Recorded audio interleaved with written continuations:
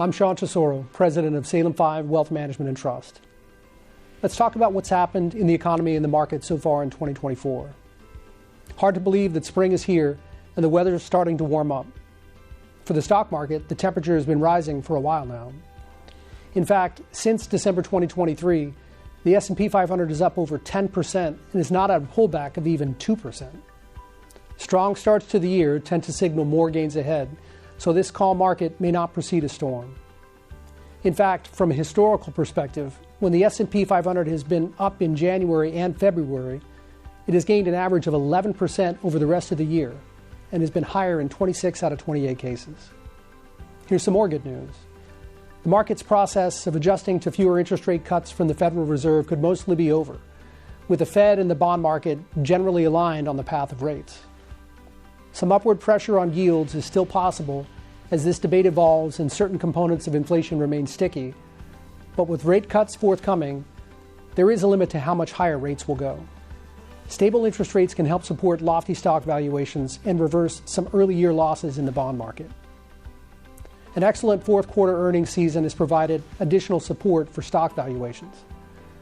The mega-cap technology companies were the stars of the show, as the biggest 6 technology companies drove more than 9 points of S&P 500 earnings per share growth in the quarter by themselves, turning a 4.5% decline into a nearly 5% earnings increase. Now that's some heavy lifting. But in the last few weeks, we've started to see a broadening of returns out to the S&P 493. Prospects for high single-digit earnings growth in the S&P in the year ahead have brightened, though gains will be dependent on the U.S. economy achieving this soft landing. In the absence of recession, stocks have historically had a strong track record of gains. Against the odds, the Fed may have threaded the needle. Government spending has helped, enabling the economy to sustain itself late in this cycle.